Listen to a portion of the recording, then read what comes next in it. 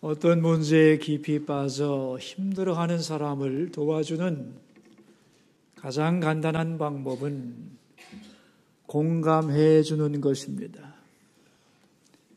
그런데 도와주려고 하다가 오히려 더 나쁘게 만들 수도 있습니다.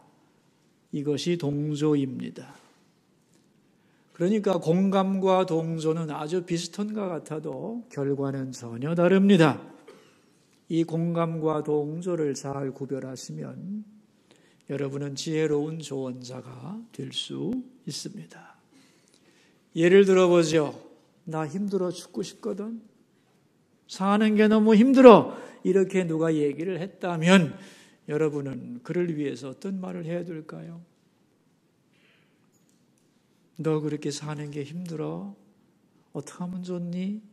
그렇게 말해줘야 되겠죠? 이게 공감입니다. 듣는 사람이 공감을 해주면 말하는 사람은 용기와 힘과 격려를 얻게 되지요. 살아갈 힘을 얻게 되는 건데, 그런데 반대로 나도 죽고 싶어? 자, 이렇게 말했다고 합시다. 이게 동조입니다. 동조는 오히려 문제를 심각하게 만들죠. 너 힘들어? 죽고 싶어? 나도 죽고 싶어. 그러니까 같이 죽자. 이렇게 되는 거 아니에요.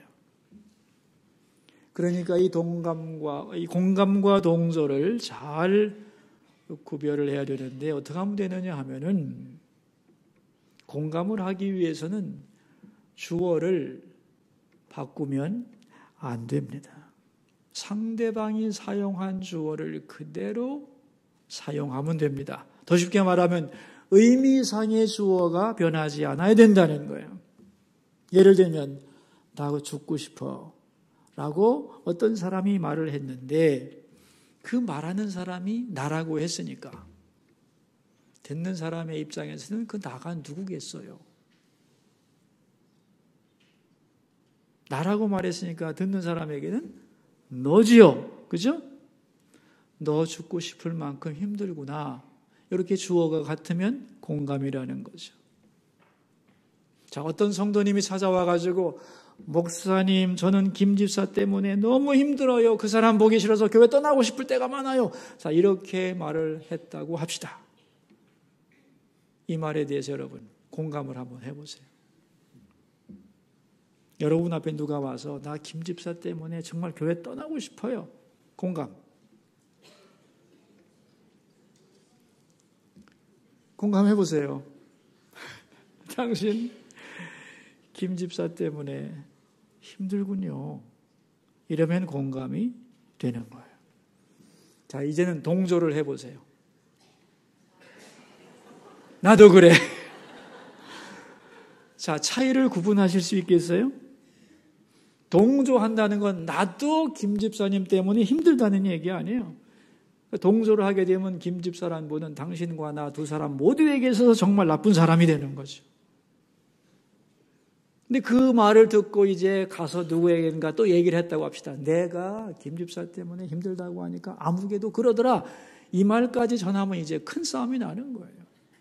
동조란 문제를 크게 만들 수 있는 겁니다. 자, 여러분, 그렇다면 상대방의 말에 동의하지 않으면서도 공감할 수 있을까요? 없을까요? 동의하지 않으면서 공감할 수 있다, 없다? 있습니다. 왜냐하면 공감은 상대방의 의견에 동의하는 것이 아닙니다. 의견이 달라도 공감할 수 있는 거죠. 다만 상대방의 감성을 있는 그대로 인정만 해주면 되는 겁니다. 나는 김 집사님을 아주 좋아하고 존경하고 사이가 좋아요. 그런데 상대방은 김 집사님 때문에 교회 다니기도 싫대요. 의견이 완전히 다르지만 말하는 사람의 입장에 공감할 수는 있겠죠? 그렇죠? 왜? 상대방의 말에 그 말을 인정해주면 되는 거 아니에요. 그 말을 비난하거나 평가하지 않고 공감해주면 많은 문제가 해결될 수가 있는 것입니다. 여러분, 명절을 잘 보내고 계신가요? 명절 때는 가족들 오랜만에 만나게 되는데 이 가족 간에도 불화가 참 많습니다. 근데 이 가족 간의 관계, 또 모든 인간 관계가 그렇습니다만은 관계를 잘 맺어가고 이어가려면 맨 먼저 뭘 해야 되느냐 하면은 반갑게 맞아주면 됩니다. 이 환대라고 하는 것, 마음을 활짝 열고 반갑게 맞아주면 관계가 시작이 되는 거예요. 나를 환영하고 있구나 하는 느낌을 주는 것이 제일 중요한 겁니다. 이렇게 되면 이제 마음이 열려서 말을 하게 되거든요. 그럼 그 말에 대해서 어떻게 하면 되느냐? 나하고 의견이 같든 틀리든 일단은 공감을 해주는 겁니다. 그러면은 편해지죠. 여기가 내 집이라는 생각을 하게 되는 겁니다. 그 다음에 할 게 뭐냐? 예의를 갖춰야 되는 거예요. 무례한 것은 사랑하는 게 아닙니다. 사랑은 무례히 행치 않고 예의를 갖추게 되면은 내가 존중을 받는 느낌을 갖게 됩니다. 그러니까 내가 환영받고 내가 인정을 받고 존중을 받으면 그 관계가 어떻게 되겠어요? 아름다운 관계가 이어지는 거죠. 그래서 이 가정에서도 가족들에게 이 과정이 굉장히 중요한 거예요. 이걸 소홀히 하게 되면은 좋은 관계도 얼마든지 금이 갈 수 있는 것입니다. 자, 여러분, 우리는 지난 시간에 온전함을 굳게 지켰느니라는 말씀을 생각했습니다. 욥은 큰 고난을 만나게 됐죠. 엄청난 재산을 다 잃어버렸고 10명의 자녀를 하루아침에 잃어버렸습니다. 너무도 큰 사건 앞에서 그는 슬프고 괴로워서 옷을 찢고 머리를 밀고 땅에 엎드려 통곡을 했습니다. 그리고 하나님께 예배를 했습니다. 예배하면서 그는 깨닫게 되죠. 지금까지 내가 가졌던 모든 것, 그 모든 것에 대한 본래성, 미래성, 주도권에 대하여 새롭게 깨닫습니다. 내가 알몸으로 모태에서 태어났습니다. 나는 원래 가지고 온 것이 없었습니다. 아무것도 없었던 것인데 원래 모습이라는 것. 또 하나, 어느 것도 영원토록 내게 남아있을 게 없다는 것. 알몸으로 돌아갈 것입니다. 내 소유의 미래성을 깨닫습니다. 그리고 주도권을 인정합니다. 주신 분도 하나님이시고 거두시는 분도 하나님입니다. 나는 하나님이 허락한 동안만, 허락하신 만큼만 누릴 뿐입니다. 그동안 많이 맡겨주셔서 풍족하게 살았고 자녀를 많이 주셔서 참 행복했습니다. 이제 거두시니 하나님, 그동안 참 감사했습니다. 이렇게 고백을 했던 거죠. 본래성과 미래성과 주도권을 인정할 때 그 사람은 시험에서 이길 수 있는 겁니다. 그래서 첫 번째 시험을 멋지게 승리하게 되죠. 그러나 사탄은 계속해서 욥을 참소합니다. 욥에게는 아직도 남은 것이 많습니다. 하나님께서 그의 몸에 손을 대시고 생명을 건드리면 그는 하나님을 원망하며 떠날 겁니다. 그 말을 듣고 하나님은 허락을 합니다. 그러자 욥의 몸에는 악창이 나기 시작했고 그는 마을 밖으로 쫓겨나서 쓰레기더미 위에서 기와로 몸을 긁으며 밤을 새우는 비참한 사람이 됐습니다. 그 모습을 보면서 아내가 말하죠. 하나님을 욕하고 죽으라고. 그러나 그는 말합니다. 어찌 당신이 그런 말을 하시오. 하나님께 우리가 얼마나 많은 복을 받았는데 어려움도 있을 수 있는 거지. 아직 뜻은 모르지만 뭔가 의미가 있지 않겠소? 하고 아내의 말을 믿음으로 방어합니다. 그 순간 사탄이 떠나버리죠. 왜냐하면 까닭을 넘어서는 절대 신앙을 가진 욥을 흔들 수가 없기 때문입니다. 그래서 욥은 두 번째 시험도 멋지게 승리를 했습니다. 그런데 여러분, 신앙적으로는 승리했지만 현실적으로는 비참한 거죠. 이 비참한 사람을 우리가 어떻게 해야 하는가? 고난당하는 사람을 위로하는 방법이 뭔가? 그것이 2장 끝에 나옵니다. 세 가지가 있는데 먼저는 2장 11절 같이 한번 읽도록 하겠습니다. 그때에 욥의 친구 세 사람이 이 모든 재앙이 그에게 내렸다 함을 듣고 각각 자기 지역에서부터 이르렀으니 곧 대만 사람 엘리바스와 수아 사람 빌닷과 나아마 사람 소발이라. 그들이 욥을 위문하고 위로하려 하여 서로 약속하고 오더니 그랬습니다. 고난당한 사람을 위로하는 첫 번째 방법은 찾아오는 겁니다. 어려움을 당한 사람을 찾아간다는 것, 아주 중요한 섬김이죠. 그래서 이스라엘 격언에는 이런 말이 있습니다. 초상집에는 초대받지 않아도 가는 것이다. 왜냐하면 가장 힘들고 어려울 때이기 때문에, 도움이 필요한 순간이기 때문에, 그때 함께하는 것을 결코 사람은 잊지 않기 때문에 어려운 일을 만났을 때는 꼭 찾아가 보라고 교육을 합니다. 재미있는 것은 욥에게는 지인들이 굉장히 많았습니다. 동방제일의 부자고 수많은 사람들의 선생이었습니다. 지인의 숫자가 엄청납니다만은 그가 다 망하고 비참하게 됐을 때 친구가 몇 사람이라고요? 3사람이요. 그게 세상 인심이고요. 성경은 이 3사람만을 친구라고 불러줍니다. 그들은 위로하기 위하여 욥에게 왔는데, 여러분, 위로라고 하는 것은 문제를 해결해 주는 것이 아닙니다. 또한 내가 뭔가를 많이 가지고 있어야 되는 것도 아닙니다. 찾아가 보는 것. 그게 위로의 시작인 거죠. 자, 두 번째 방법이 뭐냐? 12절인데 우리 2장 12절을 읽습니다. 눈을 들어 멀리 보매 그가 욥인 줄 알기 어렵게 되었으므로 그들이 일제히 소리질러 울며 각각 자기의 겉옷을 찢고 하늘을 향하여 티끌을 날려 자기 머리에 뿌리고. 두 번째는 같은 마음을 갖는 것입니다. 같은 마음이 뭐냐? 잔치집에 가면 즐거워하라는 거예요. 추상집에 가서는 함께 눈물을 흘리면 되는 거죠. 그래서 세 친구는 욥의 이 비참함을 보고 함께 울면서 옷을 찢고 재를 뒤집어 썼습니다. 마음으로 함께 한 거예요. 자, 마지막 방법은 13절인데 같이 읽습니다. 밤낮 7일 동안 그와 함께 땅에 앉았으나 욥의 고통이 심함을 보므로 그에게 한마디도 말하는 자가 없었더라.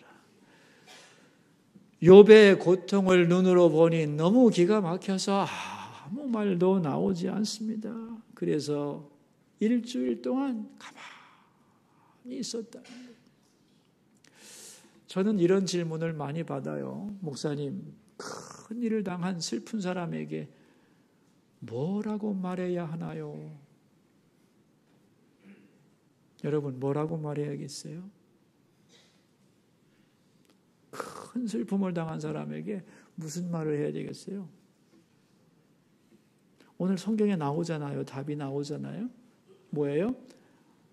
아무 말도 안 하는 게 제일 좋은 겁니다. 자, 그렇게 대답해요. 저는 아무 말도 안 하는 게 제일 좋습니다. 그럼 굉장히 서운해해요. 그래도 뭔가 한마디는 꼭 해야 될 것 같은데 뭐라고 해야 됩니까? 그러면은 할 말이 없습니다. 그렇게 말하세요. 라고 가르쳐 줍니다. 왜? 그게 명언이기 때문이에요.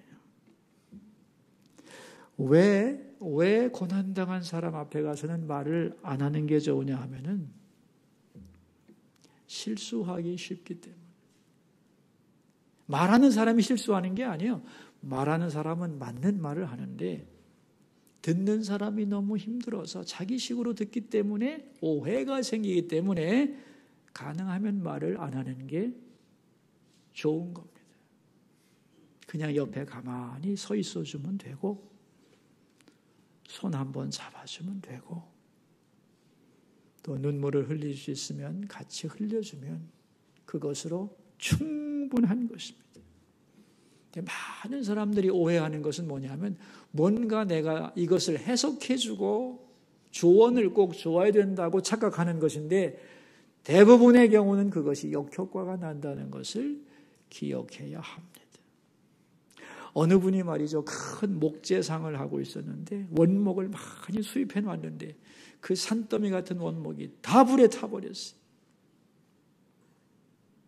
그런데 그 불을 끄기 위해서 소방서가 출동을 했는데 그 물을 막 호수로 뿌리잖아요. 그 물에 맞아가지고 미끄러져가지고 찰과상을 입었습니다. 다행히 아무도 인명피해는 없었고 그걸 위로하러 갔던 사람이 뭔가 위로는 해야 되겠는데 말은 해야 되겠는데 그 생각한 말이 뭐냐. 그래도 땅은 남아있잖아요. 그렇게 얘기를 했어요. 맞습니다. 나무는 탔지만 터는 그대로 있죠. 이랬으면 좋았을 텐데 이 사람 속이 너무 끓었거든요. 그 말 듣고 뭐라고 했느냐. 당신도 한번 당해보시오. 이렇게 말을 한 거예요. 그러니 분위기가 뭐가 됐겠습니까, 여러분? 이 말이 틀린 말이었냐? 나무는 탔지만 땅은 남아있잖아요. 맞죠? 근데 받아들이는 사람이 그것을 수용할 수가 없었다는 거예요. 그래서 그럴 때는 그저 말 안 하고 위로하는 게 좋은 겁니다. 장례를 치르러 가는데 너무 일찍 세상을 떠났어요. 그러면은 일찍 불러간 것 보니 하나님이 특별히 사랑하셨나 봐요. 이렇게 말하는 분들 계세요. 그럼 나는 나이 먹었는데 그럼 뭐야? 하나님이 나 사랑 안 한다는 거예요? 아닌 거예요. 오해하기 시작하면 끝도 없는 거예요. 그래서 가능하면 말하지 않는 것이 좋다. 그런 얘기입니다. 그래서 이 욥의 친구는 좋은 모델을 보여줬어요. 멀리서 와서 다가갔고 마음을 같이하여 울어주고 아무 말도 하지 않았어요. 자, 여러분, 그러면 이 세 명의 친구 때문에 욥은 위로를 받았을까요? 못 받았을까요?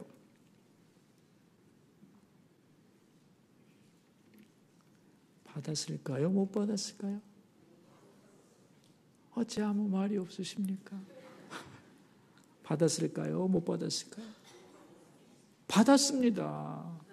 많이 받았어요. 지금 논지가 그쪽으로 가는 것 같지 않아요? 많이 받았어요. 그 증거가 뭐냐 하면은 욥이 말하기 시작했다는 거예요. 일주일 동안 아무 말도 못했어요.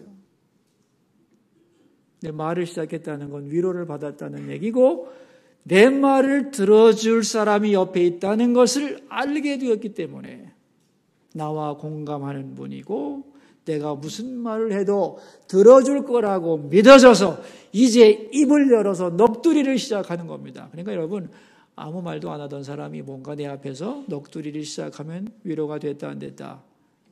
예? 위로가 된 겁니다. 그래서 이제 3장 전체는 욥이 탄식하고 넋두리하는 내용이 본문에 나와요. 이 3장 내용 전체를 한마디로 요약하면 설교 제목입니다. 같이 한번 읽어보죠. 차라리 태어나지 않았더라면. 그런 얘기예요.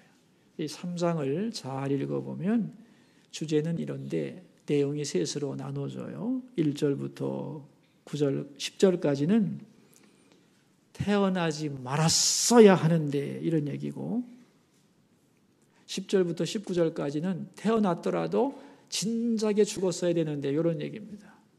그 다음에 20절부터 끝절까지는 지금이라도 죽으면 좋은데 이런 뜻이에요. 태어나지 말고 태어났더라도 벌써 죽었어야 되는데 지금이라도 죽으면 좋겠는데 죽고 싶다고 욥이 하소연을 합니다. 여러분 인생을 살다 보면 우리 자신도 죽고 싶다. 그런 마음이 들 때가 있고 우리 주변에서 이런 말을 하는 사람의 소리를 들을 때도 있습니다. 사람들이 죽고 싶다고 말하는 이유가 뭔가? 3가지가 있습니다. 첫째는 현실이 너무 힘들기 때문에. 오늘 당한 고통이 너무 힘들면 그 고통에 눌려서 모든 것을 고통의 눈으로 보게 되어 있습니다. 그래서 과거에 기뻤던 일, 은혜로웠던 일도 다 잊어버립니다. 그래서 그 과거가 없었다면 좋겠다고 생각하는 겁니다. 또한 고통에 눌리면 미래에 대한 소망과 기대가 사라져버려요. 그래서 앞날을 깜깜하게 생각합니다. 자, 그러니까 고통에 눌려서 과거도 잃어버리고 미래도 잃어버리고 오직 깜깜한 것에서 도피하고 싶어요. 그 도피하고 싶을 때 나오는 말이 죽고 싶다는 말이에요.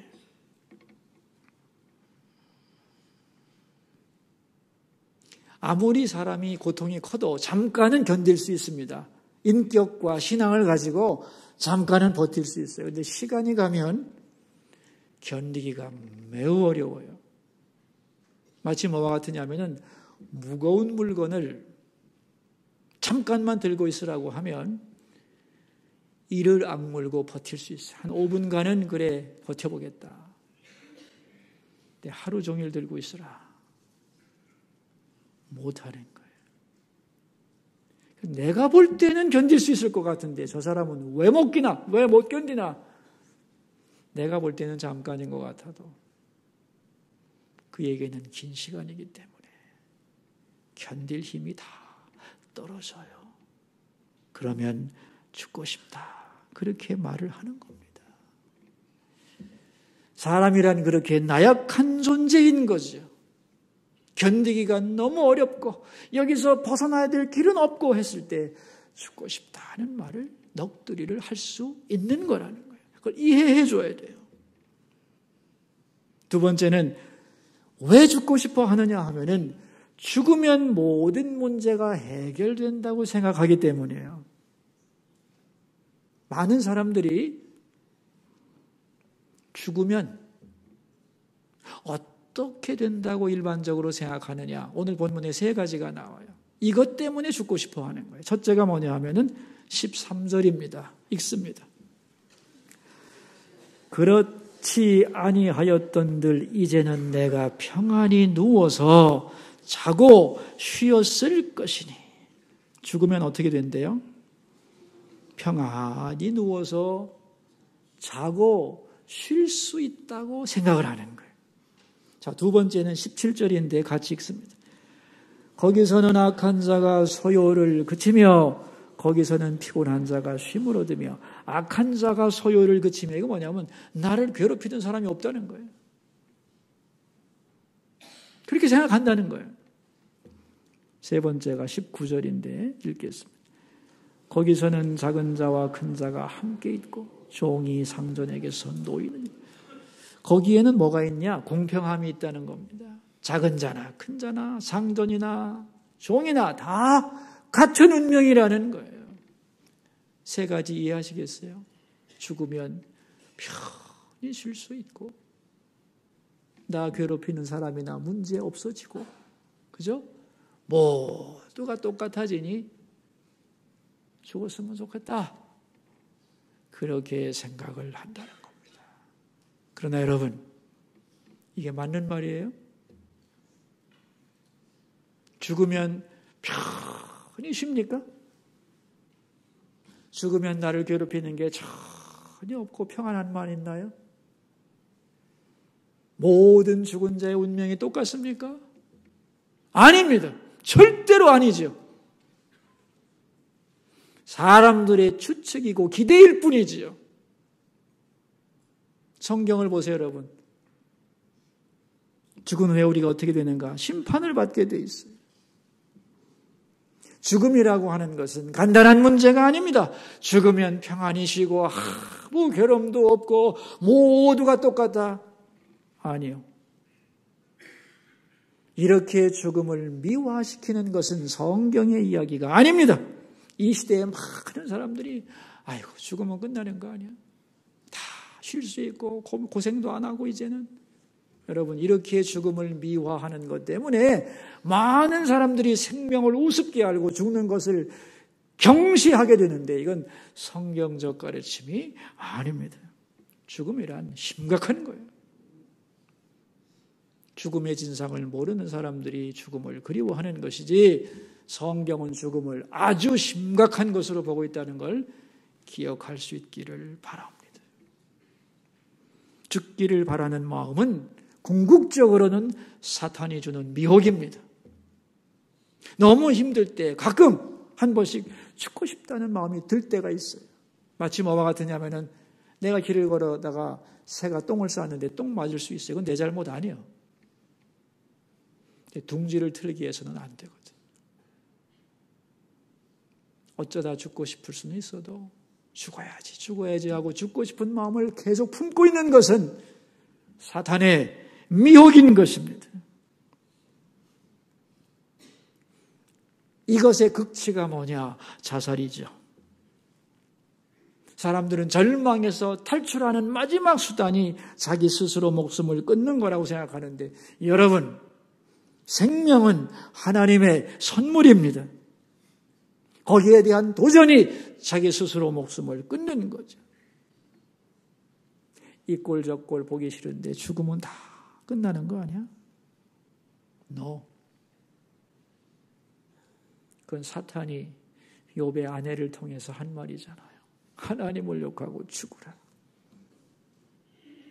죽어야겠다는 생각은 사탄의 미혹이라는 걸 기억할 수 있기를 바랍니다.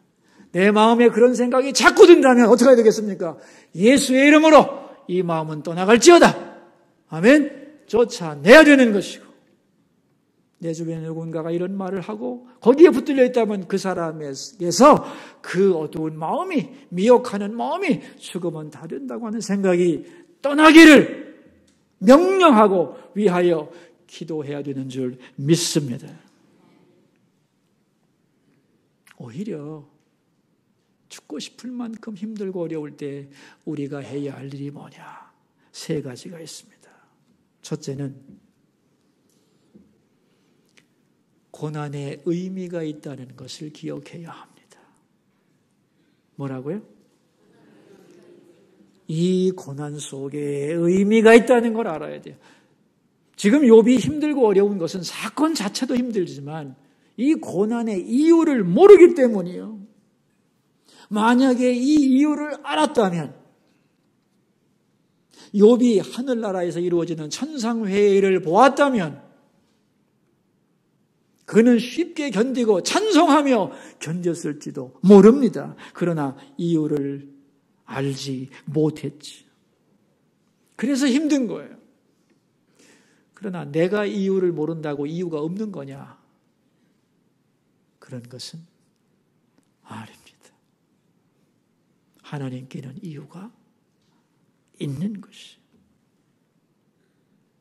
하나님이 지금 바라는 것은 욥이 고난을 잘 견디기를 바라고 있어요.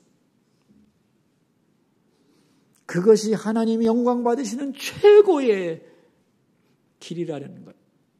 악한 세계에 대하여 승리하는 거라는 걸 하나님은 알고 계시잖아요. 우리가 지난 시간에 배웠잖아요. 빛으로 영광을 돌리는 것과 소금으로 영광을 돌리는 것 중에 어느 게 더 귀중해요? 소금으로 영광 돌리는 게 귀중한 거예요. 내가 내 스스로 나의 것을 가지고 선한 일을 많이 하면 하나님께 영광 돌아가지요. 그보다 더 큰 영광은 언제 돌아가는가? 고난과 역경 속에서 낙심하지 않고 그 고난을 잘 견디는 것, 그것이 하나님께는 더 큰 영광이 돌아가고 어둠의 권세에 대해서는 더 큰 승리를 가져온다는 것을 기억하셔야 하는 겁니다. 하나님께는 고난의 이유가 있죠.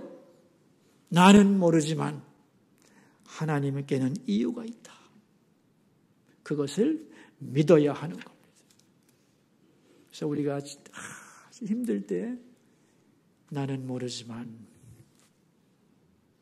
이 고난에는 이유가 있지. 있겠지. 그것을 믿어야 되는 것이고, 두 번째, 그렇다면 고난의 이유를 어떻게 알 수 있느냐는 거예요. 하나님이 말씀으로 가르칩니다. 고난의 이유를.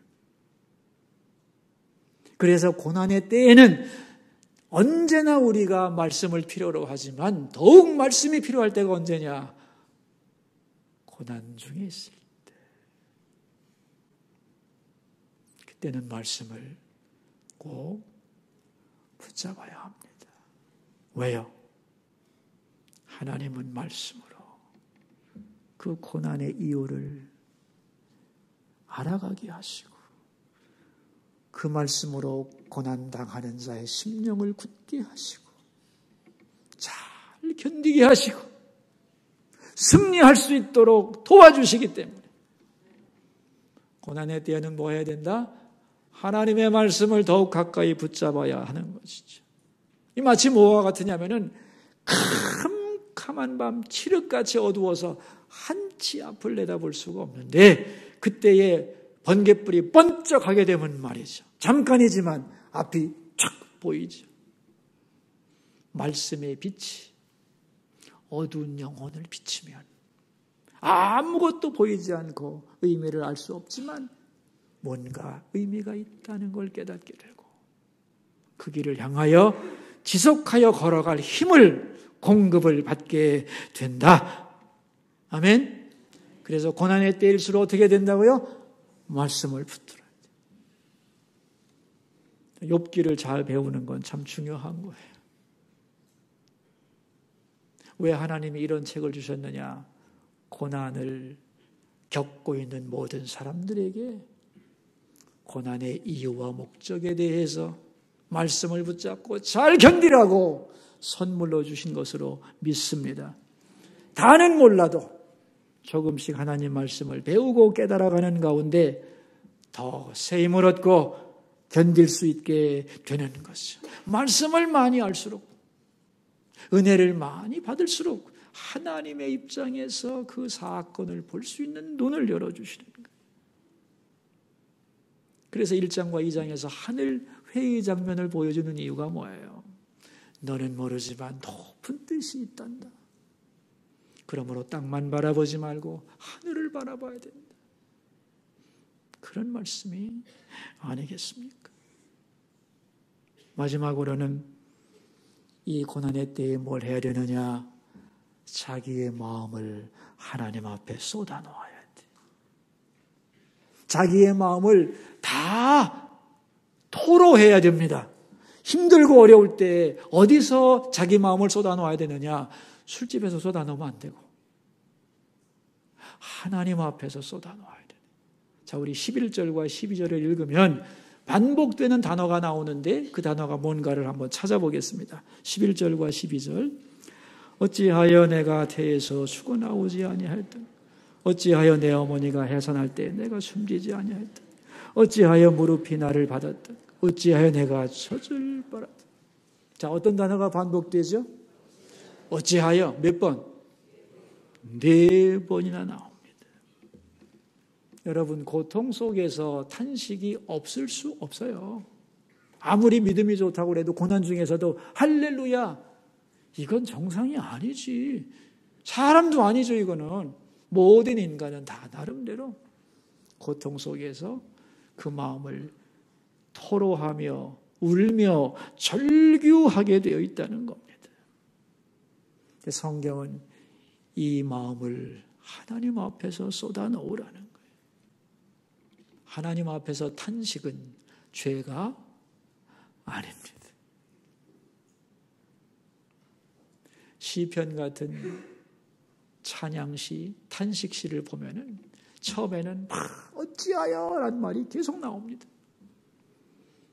그래서 하나님 앞에 막 탄식한 후에는 나중에는 내가 감사하리로다, 소망의 하나님을 찬양하리로다, 이렇게 바뀌는 거예요. 하나님 앞에서 어찌하여라고 탄식할 때 그 탄식이 물러가고 나면 새로운 것이 보이게 되는 거예요. 사람 앞에서 어찌하여 탄식하고 그래서는 해결의 길이 보이지를 않는 것입니다. 예를 들어보죠. 여러분, 이 컵이 하나 있다고 합시다. 컵이. 거기에 물을 부었어요. 그리고 올리브 기름을 또 부었어요. 그리고 수은을 부었어요. 자, 어떻게 될지 그림이 좀 그려집니까? 맨 위에는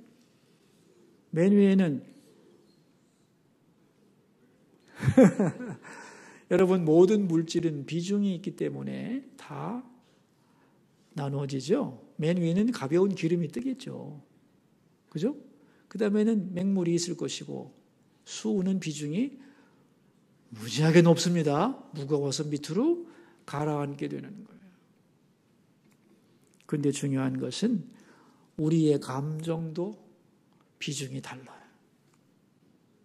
감정의 비중이란 말을 기억하셔야 돼요. 맨 위에 뜨는 게 뭐냐면 부정적인 감정입니다. 원망과 탄식과 욕 같은 것이 맨 위에 기름처럼 뜨게 돼 있어요.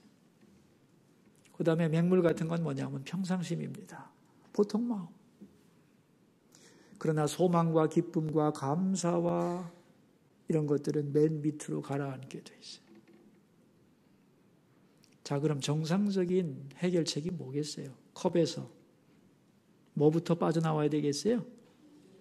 기름부터 빠져나와야 되지 않겠어요? 그러니까 뭐부터 나와야 된다는 거예요? 불안함과 두려움과 염려와 탄식과 이런 것들이 쏟아져 나와야 된다는 거예요. 이해하시겠어요? 그래야 그것이 빠져나온 다음에 평상심으로 돌아가게 되고 그것을 다 지나고 나면 하나님을 향한 소망과 감사의 마음으로 우리의 마음이 이동한다는 겁니다. 그런데 억지로 하나님 앞에 와서 슬퍼 죽겠는데 하나님 할렐루야 모든 일에 대하여 감사합니다. 이게 뭐냐면 속의 것부터 끌어내려고 하는데 끌어내지지도 않거니와 여전히 기름은 위에 떠 있는 거거든요. 치료가 안 된다는 거예요. 그래서 뭐부터 해야 되느냐? 우리의 부정적인 감정부터 다 쏟아내놓아야 되는 거. 하나님 앞에서. 이해하시겠습니까, 여러분? 그러니까 기도하실 때도 하나님 힘든 것부터 쭉 얘기하세요. 슬펐을 때 찬송을 부르시면서 나의 어둡고 힘든 마음을 다 쏟아 흘려 보내야 해요. 그럴 때 우리의 마음은 고요해지고 비록 고난 속에 있어도 지금까지 받은 은혜가 기억되면서 다시 소망을 회복할 수 있게 된다. 그런 말입니다. 그래서 오늘 본문에서도 어찌하여를 4번 말하죠. 어찌하여 라고 탄식하고 또 탄식을 했는데 이 탄식 후에 죽어버리자가 아니죠. 17절과 19절을 보시면 반복되는 단어가 나옵니다. 같이 읽읍시다. 17절에서 19절입니다. 거기서는 악한 자가 소요를 그치며 거기서는 피곤한 자가 쉼을 얻으며 거기서는 갇힌 자가 다 함께 평안히 있어 감독자의 호통소리를 듣지 않으며 거기서는 작은 자와 큰 자가 함께 있고 종이 상전에게서 놓이느니라. 어떤 단어가 반복돼요? 몇 번? 4번. 그러니까 욥기 3장에서 2 단어를 강조하고 있는 거죠. 뭐와 뭐예요? 어찌하여? 거기서는.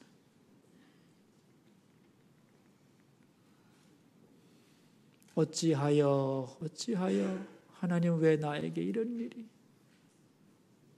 내가 왜 이런 부모를 만났고 내가 왜 이런 환경 속에서 해냈고 질문하고 탄식할 게 많죠. 하나님 앞에서 다 쏟아놓다 보면 그러한 감정들이 다 빠져나가면서 거기가 보인다는 겁니다. 미래에 대한 그곳에 대한 기대와 소망을 열어주는 거예요. 여러분, 믿는 사람도 안 믿는 사람도 똑같은 고난을 당해요. 똑같이 힘들고 똑같이 병들고 똑같이 눈물 흘리고 똑같이 역경을 극복합니다만은 그러나 믿는 사람은 뭐가 다르냐? 고난의 의미가 있다는 걸 알아요. 그 고난이 하나님 손에 있다는 것. 나보다 나를 더 잘 아시는 하나님, 나보다 나를 더 사랑하시는 하나님 손에 이 고난이 있고, 이 고난은 의미가 있다는 것을 믿게 되는 거예요. 이게 엄청난 특권입니다. 그리고 고난 중에 말씀을 붙들면 말씀이 고난 중에는 나를 위로하시고 견뎌갈 힘을 공급해 주는 거예요. 그리고 하나님 앞에 탄식하고 눈물 흘리고 울부짖지만 이제 그렇게 눈물을 흘리는 가운데 시야가 열리면서 저 높은 곳을 바라보게 하는 거예요. 이 땅에서 눈물을 흘리고 있는데 거기가 보이는 거죠. 하나님이 계신 곳, 영원한 내 집이 보이고 사모하게 되고 그곳이 있음을 알기 때문에 다시 이 고난 속에서도 흔들리지 않고 미래를 향하여 발걸음을 내디디게 되는 겁니다. 여기가 다라면 그럴 필요 없는 거죠. 확 죽어버리면 그만이죠. 하나님 앞에서 탄식할 때 하나님은 그곳이 있음을 보여주면서 그곳을 향해 걸어가는 과정 중에 필요한 것임을 알려주면서 우리에게 걸어갈 힘을 공급해 주는 것입니다. 이 은혜가 우리 모두에게 있기를 축원합니다. 기도하겠습니다. 우리 세 가지 기도 제목을 가지고 주님 앞으로 나갑시다. 첫 번째 기도 제목입니다. 살다 보면 죽고 싶을 때가 있고 그런 말을 들을 때가 있습니다. 그럴 때 우리는 어떻게 해야 하는가? 알게 하여 주소서. 고난에는 의미가 있음을, 고난 중에는 하나님의 말씀을 더욱 붙잡아야 한다는 것을, 그리고 하나님 앞에 내 마음을 다 쏟아놓기를 하나님은 원하신다는 것을, 그걸 통하여 높은 곳을 바라보게 하신다는 것을 깨닫게 하소서. 기도하겠습니다. 여러분, 우리 자기 소리가 자기 귀에 들리도록 소리를 내서 기도합시다. 하나님 아버지, 오늘 욥기 3장을 살펴보았습니다.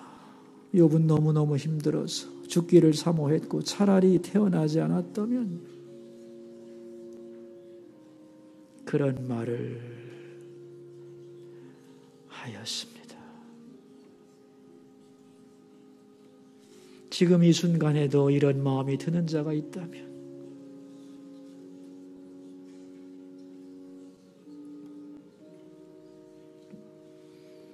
주님이 위로해 주시기를, 이 고난에는 의미가 있다는 걸 깨닫게 하시고 내가 고난 중에 붙잡을 것은 하나님 말씀이라는 것,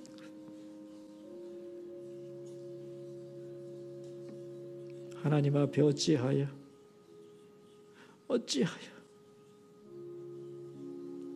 내 마음을 탄식하며 쏟아놓을 때 하나님은 나의 눈을 들어 더 높은 곳을 바라보게 하시고 이 고난을 넘어서는 그 자리를 보게 하신다는 것 확실히 알고 살게 해주옵소서. 두 번째 기도 제목입니다. 내 주변에 슬픔과 고난당한 사람을 위로하는 법을 배우게 하소서. 다가갈 수 있고 같은 마음을 가지며 해석하고 가르치려 하지 않고 함께 있어주는 우리가 되게 하셔서 우리가 다른 사람에게 상처 주는 사람이 아니라 참된 위로자가 되게 해주소서. 기도하겠습니다. 하나님 아버지, 욥의 세 친구는 고난당한 욥을 위로하기 위해서 그에게 다가갔고 같은 마음을 가졌으며 아무 말 하지 않고 함께 있었습니다. 그래서 위로자가 되었습니다. 우리 주변에 이런 사람이 많아지게 해주시고 또 우리도 그런 사람이 되도록 도와주옵소서. 세 번째 기도 제목입니다. 오늘 저녁에는 가정 예배가 있습니다. 우리 가정이 2020년 한 해 동안 가정 예배 드리면서 서로를 세워가고 함께 기도하는 은혜로운 가정 되게 하여 주소서. 그리고 우리나라를 위해서 대한민국을 위하여 기도하겠습니다. 하나님 아버지, 오늘 저녁에는 매월 넷째 주 가정 예배를 드리는 날입니다. 수서의 모든 성도들이 가정에 모여서 함께 예배하며 지나온 한 달을 생각하고 앞으로의 한 달을 계획하면서 고백할 것을 고백하고 용서할 것을 용서하며 기도 제목을 함께 나누는 그러한 시간을 갖게 해 주소서. 이 나라 대한민국을 붙잡아 주셔서 우리 국민들이 두려워하고 염려하며 갈등하며 분열하고 있습니다. 이 나라를 하나님 이끌어 주시옵소서. 잘못된 이념에 붙들리지 않게 하여 주시고 국민들에게 분별력을 주시고 하나님 대한민국의 미래를 하나님께서 주관하셔서 자유 대한민국, 자유시장 경제, 미래를 향하여 발전하는 나라가 되고 하나님의 복음을 만방에 전하는 축복의 통로로 이 나라를 날마다 발전하고 새롭게 하여 주옵소서. 이것을 막는 모든 잘못된 것들을 파하시고 더 좋은 나라로 이 나라를 세워가 주시옵소서.